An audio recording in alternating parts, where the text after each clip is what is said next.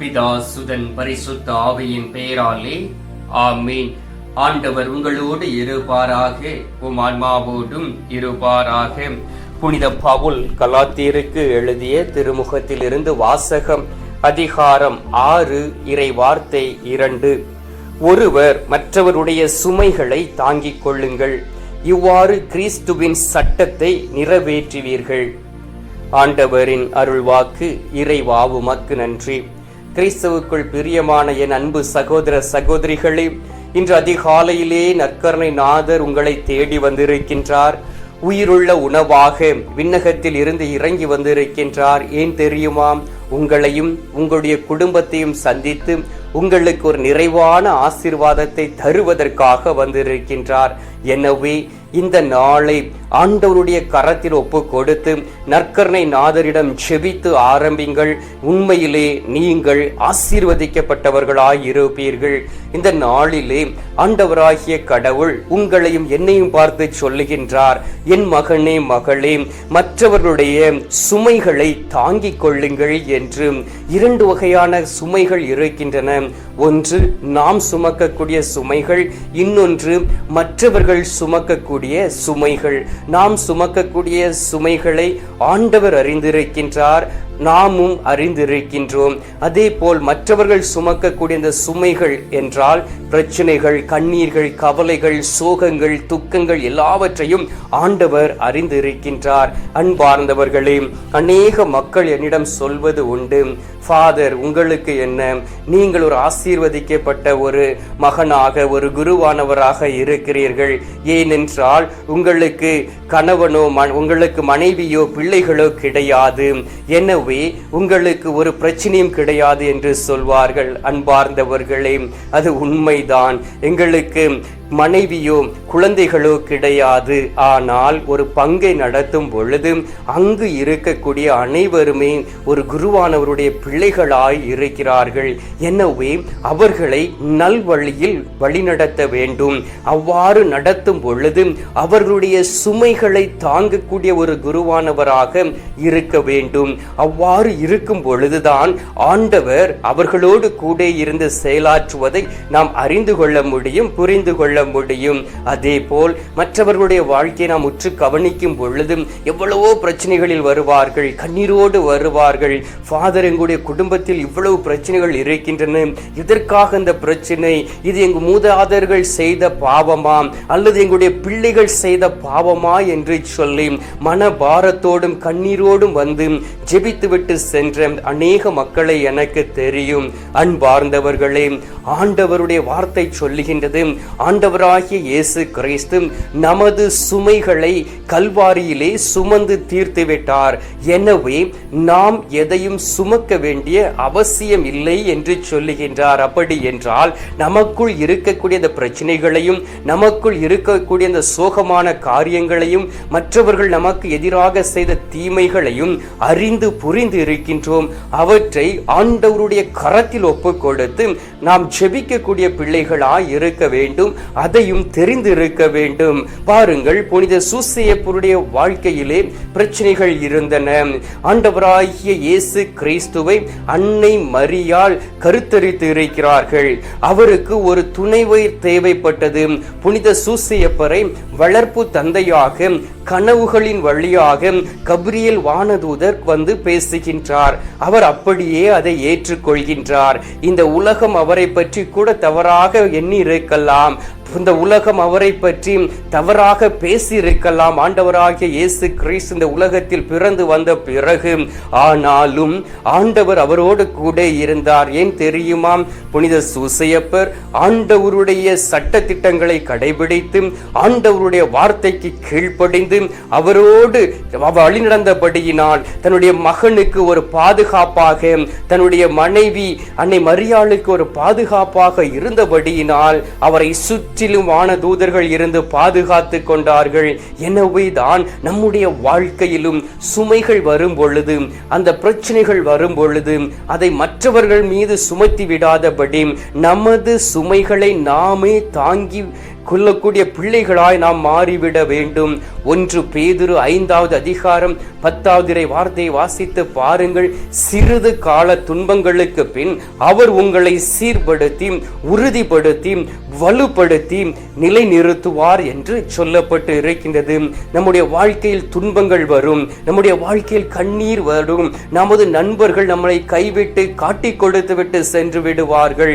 அந்த நேரத்திலே நமக்கு வேதனை வரும். அன்பார்ந்தவர்களே, அந்த வேதனைகள்லாம் எதற்கு தெரியுமாம்? ஆண்டவர் உங்களை உறுதிப்படுத்துகிறார், உங்களை வலுப்படுத்துகிறார் என்பதை புரிந்து கொள்ள வேண்டும்.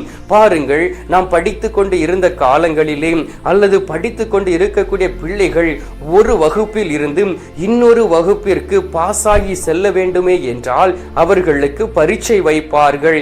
அரையாண்டு தேர்வு, மூலாண்டு தேர்வு, இடையிலே பல கிளாஸிலே டெஸ்டுகளை வைத்து அவர்களை தயாரிப்பார்கள். ஏனென்றால் அவர்கள் படிக்க வேண்டும், அடுத்த வகுப்பிற்கு கடந்து செல்ல வேண்டும் என்பதுதான் ஒரு ஆசிரியருக்கும் தாய் தந்தையருக்கும் விருப்பமாக இருக்கும்.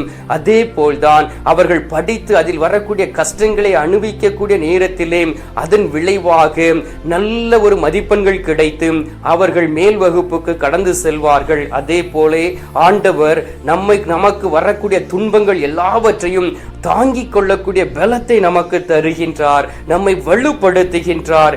எனவே நாம் நம்முடைய துன்பங்களை தாங்கிக் கொண்டால், நமது சுமைகளை தாங்கிக் கொண்டால் எளிதாக மற்றவர்களுடைய சுமைகளையும் தாங்கிக் கொண்டு நாம் அவர்களை நல்வழியில் வழிநடத்த முடியும்.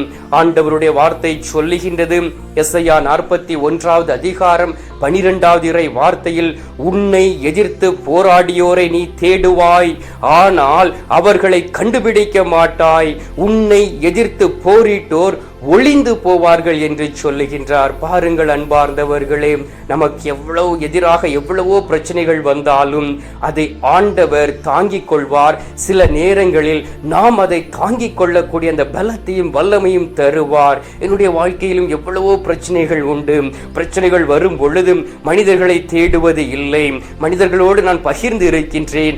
ஆனால் அவர்களை தேடி போய் அவரிடம் எனக்கு உதவி செய்யுங்கள் என்று கேட்டது இல்லை. என் ஆண்டவராகிய இயேசு கிறிஸ்துவை தேடி வந்து அவருடைய சமூகத்தில் அமர்ந்து, ஆண்டவரே, இந்த பிரச்சனைக்கு எனக்கு ஒரு முடிவை தாரும், நான் தவறு செய்திருந்தால் என்னை மன்னியும், மற்றவர்கள் தவறு செய்திருந்தால் மன்னியும், என்னை ஏற்றுக்கொண்டு இந்த பிரச்சனைகளை தாங்க முடியாமல் இருக்கக்கூடிய சூழ்நிலைகளிலே எனக்கு பலத்தை தாரும் என்று சொல்லி கேட்கக்கூடிய வேளையிலே அவர் என்னை பலப்படுத்தி இருக்கின்றார், உறுதிப்படுத்தி இருக்கின்றார், சீர்படுத்தி இருக்கின்றார், நிலைநிறுத்தி இருக்கின்றார். அன்பார்ந்தவர்களே, அப்படிப்பட்ட தெய்வத்தை அதிகாலையிலே நீங்கள் தேடி வந்து இருக்கிறீர்கள். அதே ஆண்டவர் அதே அற்புதங்களை இந்த நாளிலே உங்கள் வாழ்க்கையில் செய்ய திட்டமாய் இருக்கின்றார். எனவே சில மணி துளிகள் அவரை நோக்கி நாம் ஜெபிப்போமாம். இப்பொழுது நாம் மன்றாடலாம். எங்கள் பரலோக தந்தையே, இயேசு கிறிஸ்துவே, தூயனல் ஆவியே, தந்தையே, இந்த பொன்னான காலை பொழுதிற்காக உமக்கு நன்றி. புதிய நாளை தந்து நீர் ஆசீர்வதித்திருப்பதற்காக உமக்கு ஸ்தோத்திரம். உமது பிள்ளைகளாகிய எங்களை தேடி நாடி வந்திருப்பதற்காக உமக்கு நன்றி சொல்லி உம்மை ஆராதிக்கிறோம். அப்பா, எங்களுடைய சுமைகளை கல்வாரியிலே சுமந்து தீர்த்தவரே, இந்த நாளிலே அநேக பிள்ளைகள் சுமையோடும் வேதனையோடும் கஷ்டத்தோடும் நடுக்கத்தோடும் உம்மை தேடி வந்திருக்கிறார்கள். அவர்கள் ஒவ்வொருவரையும் உறுதிப்படுத்தி வலுப்படுத்தி அவர்களை நிலை நிறுத்தி என் ஆண்டவருக்கு ஏற்ற ஒரு மகனாக மகளாக வாழ்ந்திட நீர் உதவி செய்திட வேண்டுமாய் நோக்கி ஜெபிக்கிறேன். அப்பா, எசாயா 43வது அதிகாரம் 2வது வார்த்தையில் சொல்லப்பட்டு இருக்கின்றது, நீர் நிலைகள் வழியாக நீ செல்லும் போது நான் உன்னோடு கூட இருப்பேன் என்று சொன்னீரே. ஆம் தகப்பனே, நீர் நிலைகளில் கடந்து செல்லும் பொழுது பெரும் வெள்ளம் போல் பிரச்சனைகள் வரக்கூடிய வேளையிலே அதை தாங்கிக் கொள்ளக்கூடிய, அதை எதிர்த்து நின்று செயலாற்றக்கூடிய பலத்தை தருவீராக. பரிசுத்த ஆவியானுடைய வல்லமையை கொடுப்பீராக. பரிசுத்த ஆவியானவருடைய துணையை கொடுப்பீராக. பரிசுத்த ஆவியானவர் எங்களோடு செயலாற்றக்கூடிய வேளையிலே அந்த பரிசுத்த ஆவியானவர் கடந்து வர எங்களை நாங்கள் பரிசுத்தம் செய்து கொள்ளக்கூடிய ஞானத்தையும் அறிவாற்றலையும் தர வேண்டுமாய் நோக்கி ஜெபிக்கிறோம். அப்பா, இந்த அருமையான நேரத்திலே நீர் எங்களுடைய ஜெபத்தை கேட்டிருப்பதற்காக உமக்கு நன்றி. அநேக பிள்ளைகளுடைய சுமையை சுமந்து கொண்டு இருப்பதற்காக, எல்லா பிரச்சனைகளையும் அப்புறப்படுத்தி இருப்பதற்காக உமக்கு ஸ்தோத்திரம், ஸ்தோத்திரம், ஸ்தோத்திரம். மீட்பெரும் இரட்சகருமான இயேசுவின் திருக்கரத்தில் ஒப்பு கொடுத்து எங்கள் பாதுகாவலராம் புனித சூசையப்பர் வழியாக ஜெபிக்கின்றோம் அன்பு தந்தையே, ஆமேன். பரலோகத்தில் இருக்கிற எங்கள் பிதாவே, உம்முடைய நாமம் அர்ச்சிக்கப்படுவதாக, உமது ராஜ்யம் வருக, உமது சித்தம் பரலோகத்தில் செய்யப்படுவது போல பூலோகத்திலும் செய்யப்படுவதாக. எங்கள் அனுதின உணவை எங்களுக்கு இன்று அளித்தருளும்.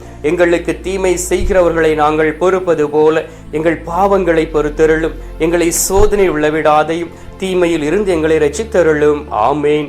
அருள் நிறைந்த மரியே வாழ்க, கர்த்தருடனே பெண்களுக்குள் ஆசீர்வதிக்கப்பட்டவள் நீரே, உம்முடைய திரு வயிற்றின் கனியாகிய இயேசும் ஆசீர்வதிக்கப்பட்டவரே.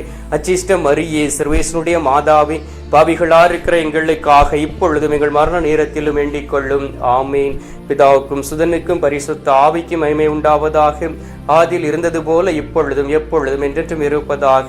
ஆமேன். அன்பார்ந்தவர்களே, ஆண்டவர் உங்களுடைய சுமையை தாங்கி இருக்கின்றார். ஒவ்வொரு நாளும் நீங்கள் அவரை தேடி வரும் பொழுது அந்த சுமைகளை தாங்கக்கூடிய பலத்தையும் உங்களுக்கு தருகின்றார். எனவே இப்பொழுது அவர் தரும் ஆசீர்வாதத்தை நிறைவாக பெற்றுக்கொள்வோம்.